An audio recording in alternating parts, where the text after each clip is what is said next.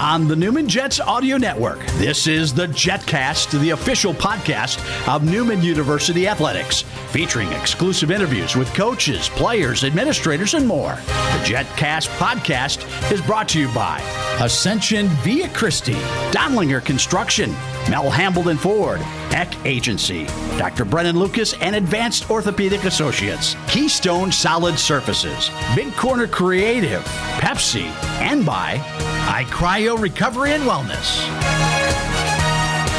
Here's the voice of the Newman Jets, Blake Cripps. Newman bowling continues barreling toward the postseason. The women entered last weekend 59-29, then went 9-3 last weekend in their first year as an NCAA program, while the men and women are also trying to qualify for the U.S. Bowling Congress sectionals and going to nationals. They qualified for sectionals for the 20th straight year, both the men and the women. Sectionals are this weekend on Saturday and Sunday.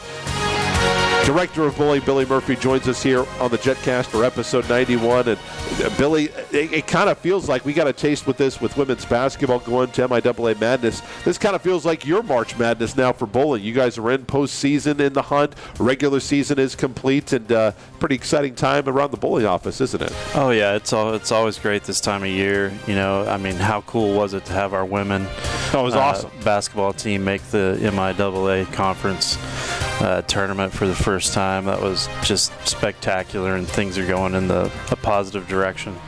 And then, you know, we leave this weekend to try to make our own trip to nationals. Sure. So, yep. Well, and you guys, both men and women, qualifying for sectionals again Saturday and Sunday. This is the women's last tune-up.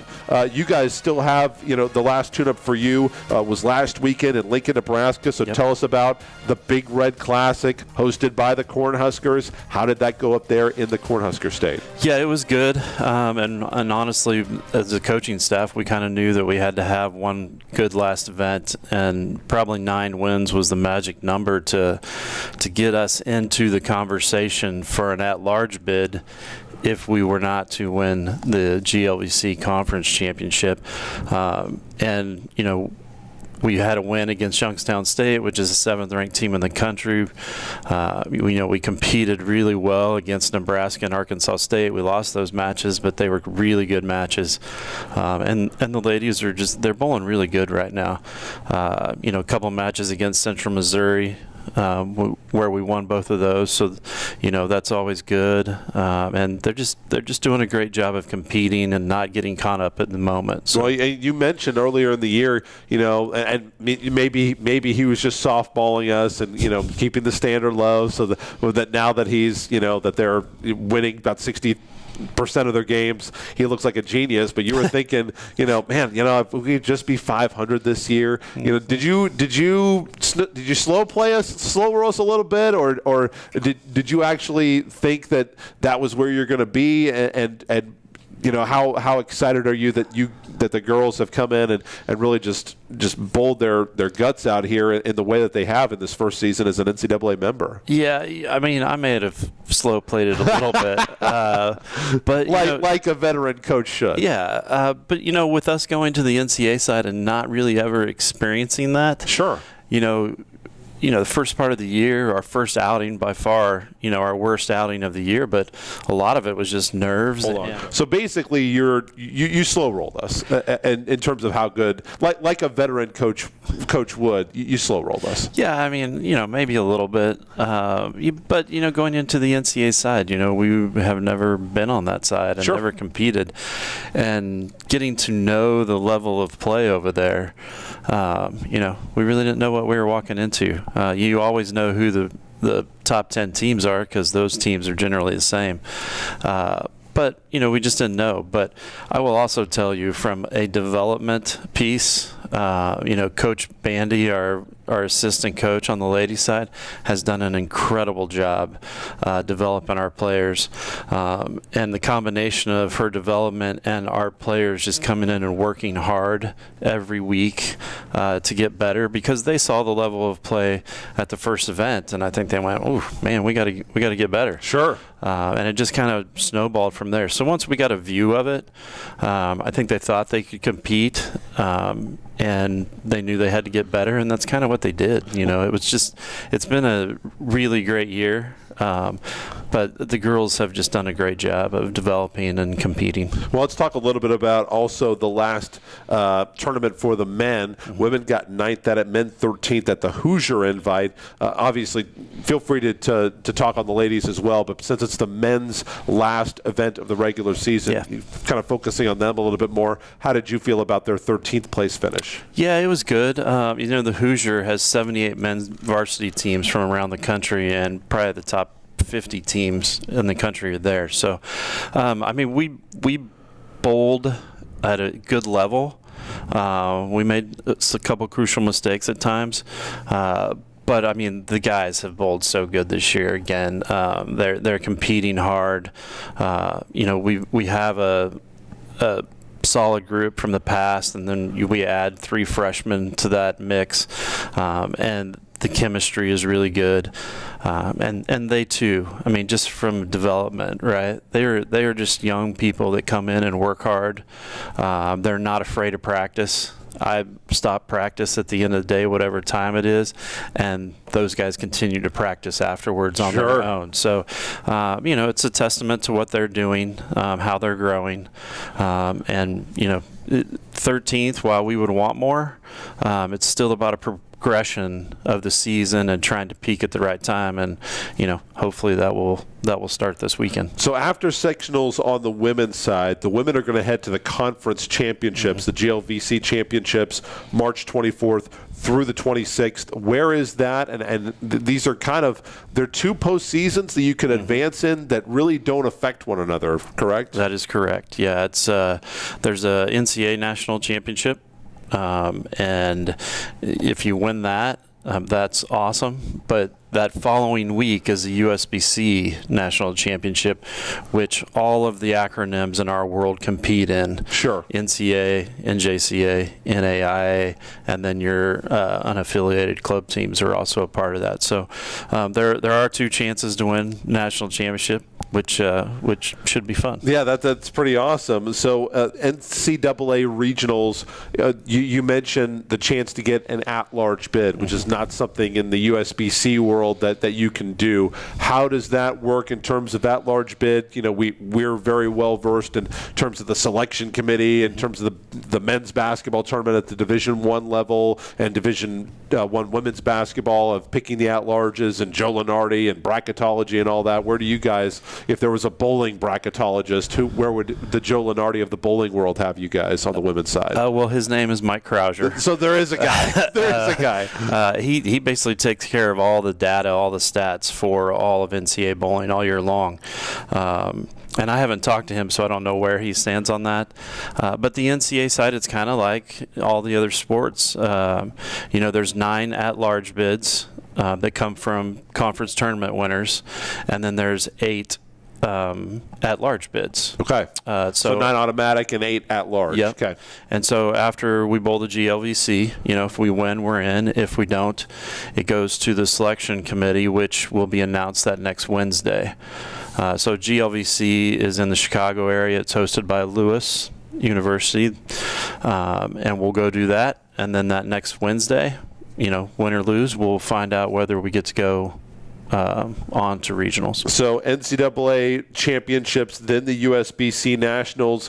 At one point in basketball, there was a time when the NIT and the NCAA were kind of competing with each other, and there was a good chunk of the population, maybe even a majority, that thought the NIT is the more prestigious title. Is there one or the other that is more prestigious, since we're kind of new to this phase of the bowling world? Or like now, obviously winning an NIT is great, but it's not the NCAA title. Or is this a situation where whatever title you win, you'll hang a banner for whichever one you get? Well, I think we will hang a banner for whichever one we get.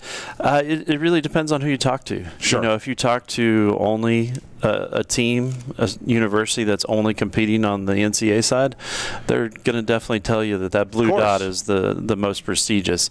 And in a lot of minds, it probably is, right? But us being on the USBC side for so long, that side is still very important to us. Someday we'd like to win both. That would be great if you can get the sweep. So, talk about the ladies right now that are bowling well for you. If you're going to make a run this weekend, these are the USBC sectionals. And before we wrap up here, start racking your brain, because I want to know if there's a way for Jet fans to follow you guys, whether there's video, if it's going to be on Facebook, social media, where that will be. But who are the ladies who are going to have to bowl well to get you into the NCAA tournament and obviously get you to USBC Nationals if you guys are going to make it? Yeah, I think I say this every time I come in here, but our There's group, not just one. Our group is such a by committee group. Like this last week in Nebraska, freshman Cassidy Miller averages 230, makes the all-tournament team, and she had kind of been struggling all year, but she got lined up and she went after it and bowled great. If you go by averages, Morgan Cooper, senior, has led us for the year. But, there's Briley Prakash, there's Kinsley Morris, who's made an all-tournament team. We've got 7 young ladies that all can get it done, and just collectively they have to do it together. This is very unusual for you. It is. Not that it's a bad thing, but compared to teams you've had, normally you have 1 or 2 that establish themselves, and you haven't this year. Does that give you any more trepidation going into postseason, or does that maybe give you a comfort level like, well, I don't know who it's going to be, but we've got so many who have done it this year. What's the chances all of them are going to bowl badly? Probably pretty small. Yeah, it is small, and I don't think any coach is ever comfortable going into postseason. Sure. But from our perspective, we've talked about this in the past. We literally are just trying to live in the moment and take care of what is in front of us. We try not to think about the past. We really try not to think about the future. Easy for us to say here. And I know all that is coach talk, but our athletes this year, it's been an interesting year because we have done some different things as far as classroom sessions and reading a book and just trying to get our mind in a good place. But our athletes have really done a great job of living that book, and I expect that to happen again this weekend.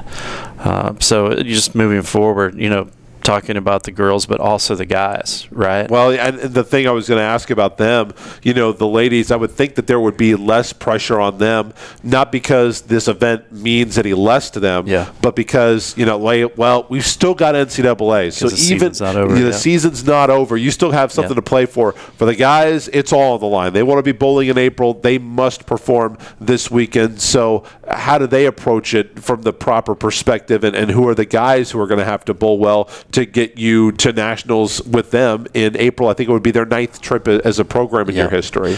Yeah. Again, we have leaned hard on a couple freshmen this year. Zach and Noah have been terrific. Zach's 12th in the country, or Noah's 12th in the country in average. I think Zach is around 24th, 25th, somewhere in there. So to have 2 guys in the top 50 is pretty amazing. But them both to be 2 freshmen. Has that ever happened before? Not in this program. Not for you, okay. I think it has probably, once or twice, but it's a testament to those guys and the experience they had coming in. But then you have seniors, Chasten Pohaas and James McIver, who have both had really good years.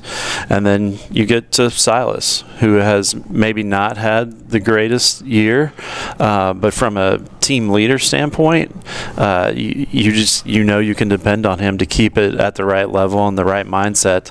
And I'm kind of looking forward to the weekend because I think Silas is going to be really good. He's made some adjustments in his physical game since we got back from the Hoosier, and I think he's going to bowl really good this week. Silas Limes, by the way, you're going to hear from him next on the Jetcast. And also, Bethany Griffiths will wrap up our Jetcast this week talking women's golf, as she had a fantastic week last time out, a personal best at the Diffee Ford Lincoln Invitational down in Oklahoma City. So we're wrapping up after this here. If fans want to follow you this weekend at sectionals, is there a way to do that? And then ahead for the ladies at the NCAAs and the GLVC championships, obviously you got to get through those first. How will fans follow you? How can they follow you on social media, video, anything like that here these next few weeks? Yeah, at sectionals this weekend, we actually have Facebook Live for both programs. On the respective bowling page? Yeah, our women are on Newman Bowling and Newman Men's Bowling. Okay. Separate ones, and there will be video feeds on both of those. Bowl TV will also be covering sectionals, and basically how that works, if we're bowling on a pair that Bowl TV is covering, it will be on Bowl TV. Okay. If we're on alternate pairs, it will be on our pages. And then, and where can fans get Bowl TV? Is that a TV channel? Is that a video? Yeah, you can go to bowl.com. Bowl.com. Okay. And you can get connected there. Okay, so yep. Bowl.com or the two Facebook pages for Newman Bowling for the women's team, Newman Men's Bowling for the men's team. Billy Murphy, the director of all the bowling. You've got a lot to direct this week. Best of luck to you and all the Jets. All right, thank you. Thanks, Blake. Joining us next, a sophomore from Wichita, Mr. Limes, joins us to talk bowling and talk about the men heading into their postseason next on the Jetcast. Where can you land the best Jet swag? The official online store of Newman University Athletics, NUJetsgear.com. The store features the greatest variety of Jets logo gear anywhere, from latest clothing styles and hats to Newman branded lawn chairs and office supplies and more. NUJetsgear.com is your place to purchase sports-specific, alumni, parents, and hard-to-find Newman merchandise. Shop right now on your computer or phone. NUJetsgear.com or click the Shop Now button at NewmanJets.com.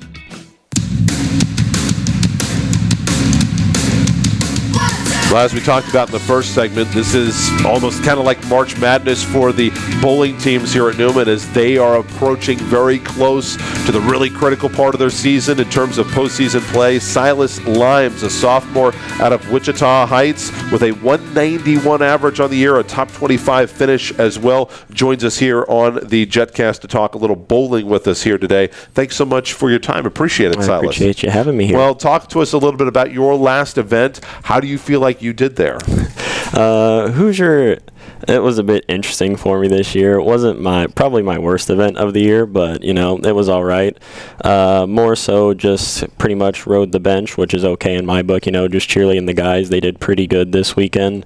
Basically just trying to be there and just being like the person and just keep up the energy and just keep good vibes going for everybody. You've had good results in the past, but obviously, in every sport, you're going to have ebbs and flows where you perform really well and don't perform well, and I know that Coach Murphy has talked a lot about, these mental exercises and the mental gymnasium. When you're going through a performance where you don't feel like you're bowling to the expectations that you have for yourself, that you need to be for your team, that Coach has for you, how do you kind of deal with that and accept it? But obviously, you don't want to accept it too much because you do want to perform and get better. Yeah, exactly. It's one of those things where I just kind of try to do my best to not really bother me, because as Coach Murphy knows, I'm pretty cool, calm, and collected most of the time, where I don't try to let even if I'm bowling bad, I don't try to let my emotions burst out and just cause a negative energy on everyone on the team as well. So I pretty much just try to put it in the back of my head and say, hey, whatever happened, it happened. We can't change it now that it's in the past, so let's just stay in the present and just keep on looking forward. So, this time of year for certain sports, we just got a little bit of a taste of it here at Newman with the Newman women's basketball team making the MIAA tournament, but you get that feeling, March Madness, postseason, that excitement. Do you guys get that as well this time of year in bowling as players? Oh, yeah, most definitely. A lot of the guys, even the guys who aren't a part of the team or get to travel with us to bowl Saturday and Sunday, they're just really excited for all of us because they just want our team to have a chance to make it in nationals and have the chance to win the Helmer Cup. So it's one of those things where everyone, good energy flowing this week, where every time we go to practice, we're just trying to get 2 solid hours every day and just working hard to get prepared for this weekend. Is there anything differently that you do when you're prepping for sectionals? Obviously, it's a different event. It is a event that's obviously way more important than any other event. You'll hear coaches say, well, every game's the same and all the points are worth the same. This one isn't worth the same. Yeah. This one's worth a lot more. Do you try to keep it the same? Do you change? What's the approach that Coach Murphy's had, and what's your personal approach? For the most part, you don't want to try to reinvent the wheel with everything. It's just more of just fine-tuning the small little things things in your game and everything like that, because you don't really want to try to change everything and just be like have no idea what you're going to do this weekend. So it's more of just kind of just like defining everything you've been working on and just making sure you don't have those small little mistakes in there. What's it like to be coached by Coach Murphy, who, by the way, is behind the camera right now? So I'm not sure how honest of an answer we're going to get. No. I really appreciate Coach Murphy and everything he's done. It was one of the reasons why I wanted to come to Newman, because he made me feel very valued and like I could be a very important part of the team. So it's always nice having his opinion and just having him be there for me. Well, and not only that, but I did want to also ask you about that. You know, you're a guy who came, I think I've got here on my notes, former Wichita Heights Falcon, coming in here for the Jets, and, you know, you had probably the opportunity to go elsewhere, decided to stay here at home in the Air Capital. What was it about Newman, Coach Murphy, and obviously you probably would not be staying in bowling here in Wichita if you hated Wichita. So what made the decision for you to stay here at home and become a Jet? Well, kind of like you said, it's just at home, so it's just I have that comfort of like family and friends and just being able to just be around the people I love and enjoy. For Newman, one of the things that made it easier is that my brother Caleb went here the 4 years before me, so I kind of had a idea of how Newman was, like both academically and athletically. So it was one of those things where it kind of made it easy for me to get along with some of the guys on the team, because I was able to hang out with them a little bit, like my junior and senior year when Caleb was beginning to like get on the end of his college career. But it was one of those things where I always see whenever I go bowl league or tournaments, I'd see Billy there, talk to him for a little bit, and just was able to know him, like get to know him more. So it just made it easier to like kind of trust him and also have belief that he has belief in me. I know that they've got, you know, some events that they will bowl here. How many of those did you go to as a high schooler, thinking, you know, this would be something that I'd like to do when I'm in college? Basically, like I probably went to all of them. Granted, I probably stayed longer the last 2 years than I did the first 2 years, because it was like one of those things I was still trying to decide, like my freshman and sophomore year in high school, of if I really wanted to do bowling in college. But more my junior and senior year, because I believe my junior year, like which was the COVID year, I believe, I even helped at Mid-States and just kind of like helped make sure like people weren't getting in the bowling alley, so I was able to watch then. So it was kind of nice. Sectionals are coming up this week on Saturday and Sunday. Obviously, for you guys, that is your big part of the year.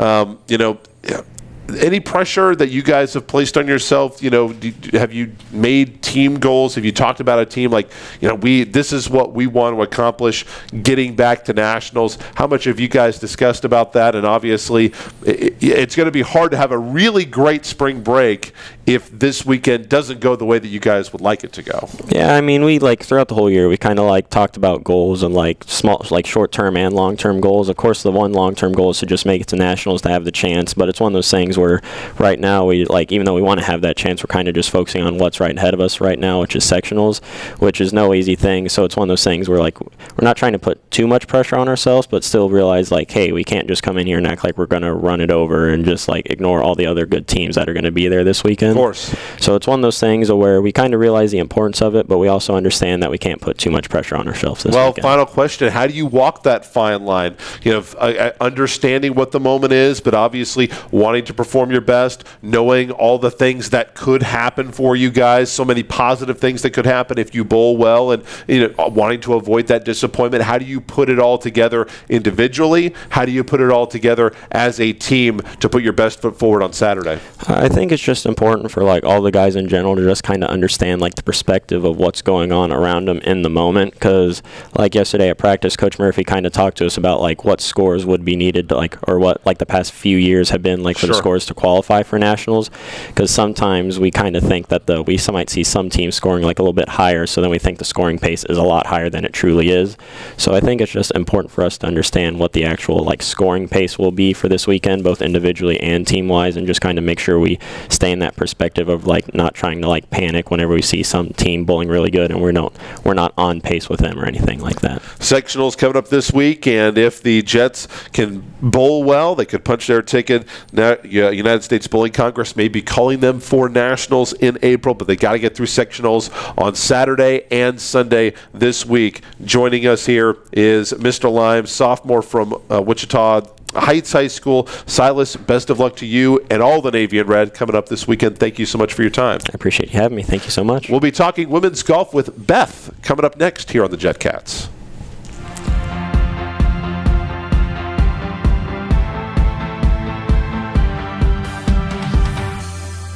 I have a little birthday message for you from someone too. I heard you really love basketball. You're a good shooter and a good dribbler. Happy birthday, MJ, and I hope you enjoy your day. Thank you. You're welcome.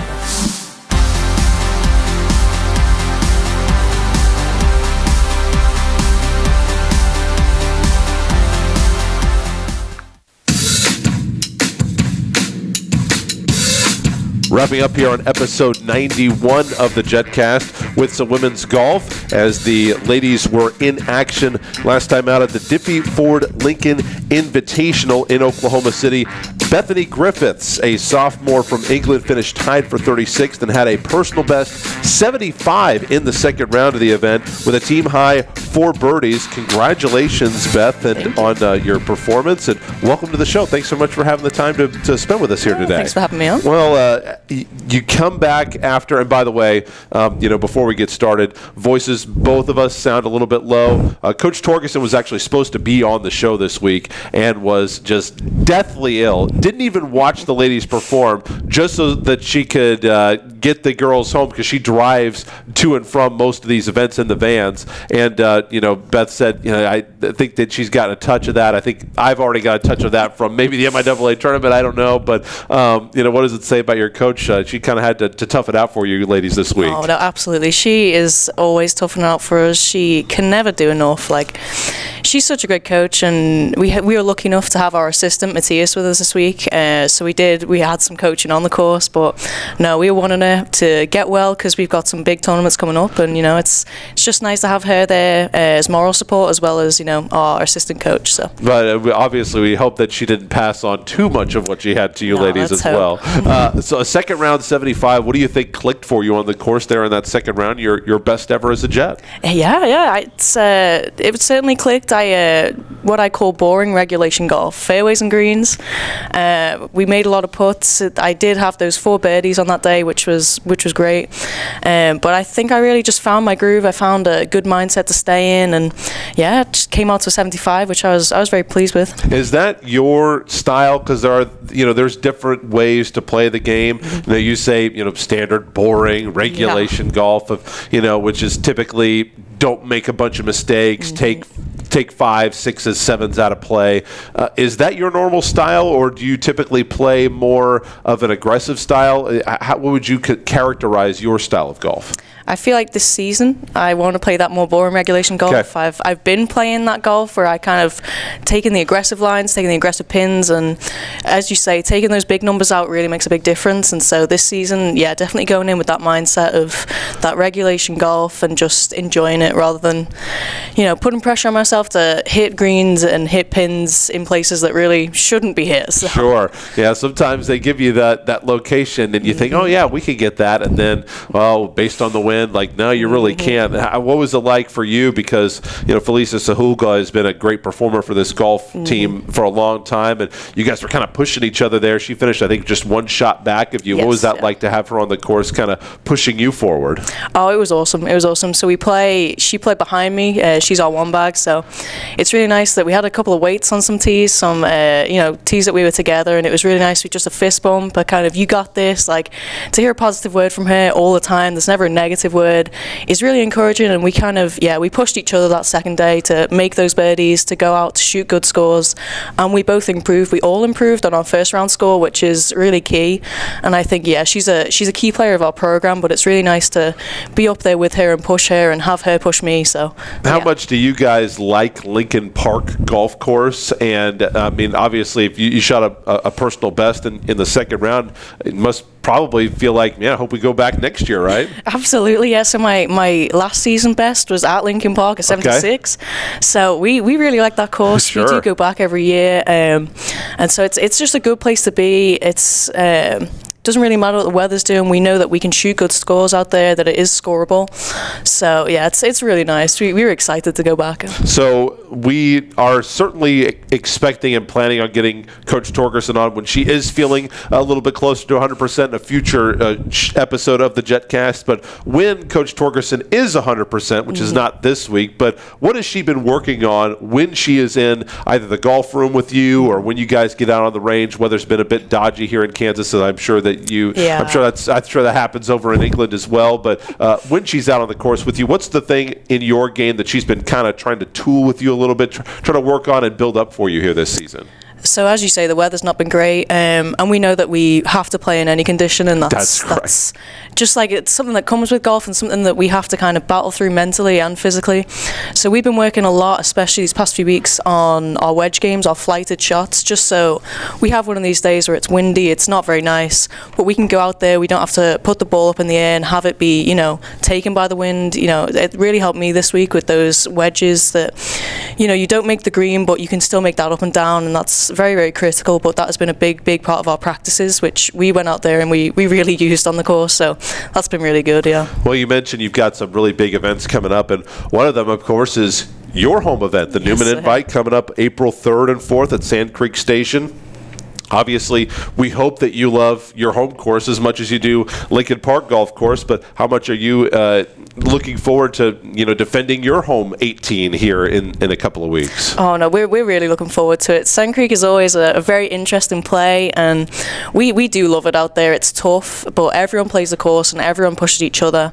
Especially this year, I think we're going to have a lot of family out there, a lot of support for us, which is really, really nice in a home tournament. That's what you want. And I just know that we have all improved a lot since last year. We've all really been pushing ourselves to, get our games up to a point where we can feel comfortable on courses like Sand Creek. So I feel really good going into it that we've got, a good chance to defend our home course. Obviously, Felisa last year shot one of the best rounds of our program ever out there. So I'm really looking forward to it, yeah. Now, I'm assuming most of your family is from Liverpool, England. Yes, anybody coming across? Yeah, I've got my mom, my dad, my two brothers are coming on vacation, as you guys say. So that'll be really nice. I get to have them there. It's the only college tournament they would have watched me play. So big support from international places. Well, obviously, sometimes that doesn't always work in the athlete's favor. You loved ones, you spend all that time coming across, you want to perform so well for them. How do you keep your emotions in check and try to just play your standard boring golf and keep the ball in play and in the short grass, because obviously you're going to feel some personal pressure. It's very natural to feel that pressure because you want to perform well in front of mom and dad and loved ones. Oh, no, absolutely. I owe everything to them, and so